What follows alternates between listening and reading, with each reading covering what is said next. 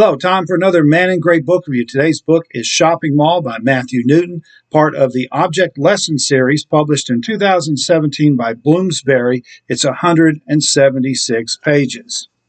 When I was a kid, a shopping mall opened for the first time in my hometown. It was a small building with just two anchor stores and a lot of mom and pop businesses relocated from various parts of town.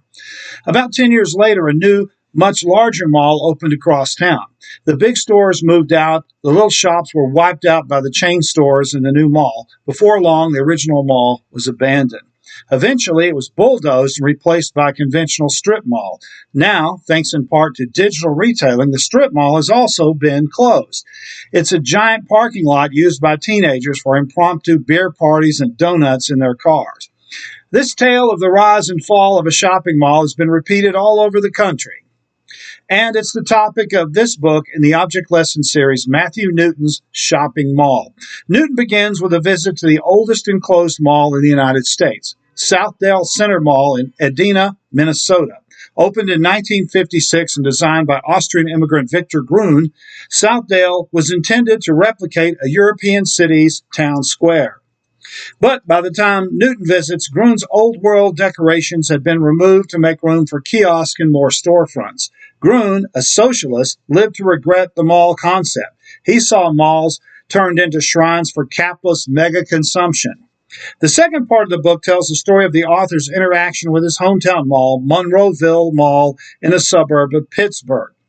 We see Newton as a child waiting for his mom to get off work after an exhausting shift as a complaint manager at a department store. The teenage Newton discovers girls and heavy metal music while roaming the mall during the summer. After dropping out of high school, he meets his future wife at the mall.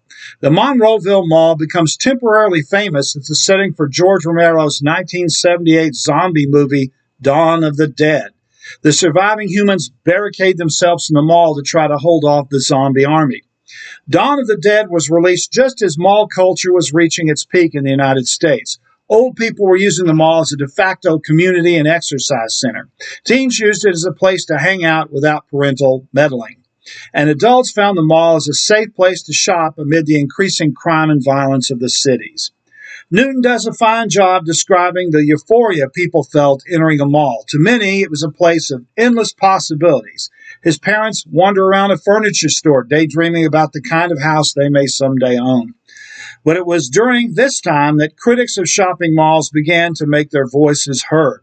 The mall was a magnet for white flight to the suburbs, leaving inner cities to decay into poverty and crime. These people decried the shallow materialism that malls perpetuated and their sterile uniformity. Newton concludes the book with an account of the shopping mall in decline. After being laid off during the Great Recession, he returns to the Monroeville Mall to find its ice skating rink has been pulled up. Its giant clock with animatronic animals is gone and many storefronts are vacant. People began to fear going to the mall after a mass riot broke out between rival gangs. A few months later, a mass shooting there destroyed the illusion of a mall as a safe refuge. As Newton wanders through the mall, he notices life-size cardboard cutouts of shoppers, what designers call people textures, placed in abandoned storefronts to create the illusion that the mall is busier and more successful than it really is. The most memorable part of Newton's short volume is an interview he does with a woman who expresses a sad nostalgia after her hometown mall is closed. All of her greatest childhood memories were centered on the mall: birthday parties, school shopping, dating boys for the first time. Now the home to all those memories is gone. She comes too late to realize that her youth would have been better spent somewhere else than at a shopping mall.